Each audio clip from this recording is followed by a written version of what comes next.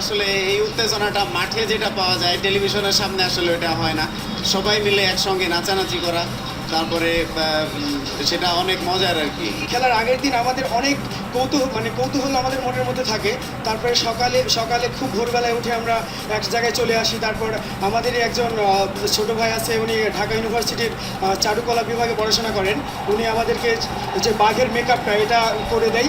অনেকে অনেক কথা বলে, মন্তব্য করে, কেউ হাস্য করে, কেউ মজা পায়, কেউ অনেক আনন্দও পায়।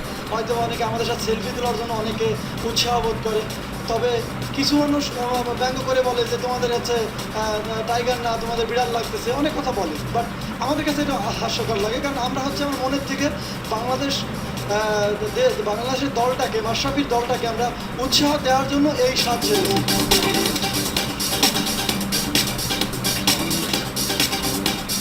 আমাদের এই 11 জনের সদস্যের মধ্যে একজনের সদস্য আছে যে মুখে কথা বলতে পারে না, কানে শোনে না, জন্মগতভাবে সে বধির, মানে একেবারে সে এমনি শোনে না। তবে আমি যে কোনো কিছু তাকে বোঝাতে পারি এবং সে খেলার অন্ধভক্ত যে কোনো সময়।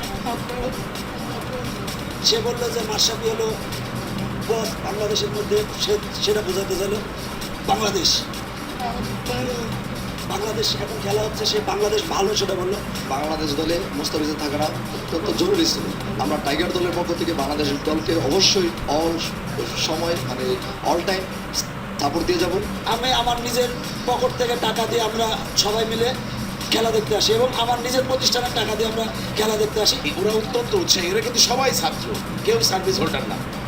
এদের আপনি দেখেন অনেক পয়সা দিয়ে এরা এই খেলা দেখতে আসে। সুতরাং অন্তত এইটুকু বিসিবি যদি করে দেয় যে আমাদের এই 11-12 জন আমরা আছি, আমরা নির্ধারিত টাকা দিয়েই ভিআইপি গ্র্যান্ড স্ট্যান্ডের টিকিট কিনতে চাই এবং আমরা একটা নির্দিষ্ট জায়গায় বসে খেলা দেখতে চাই।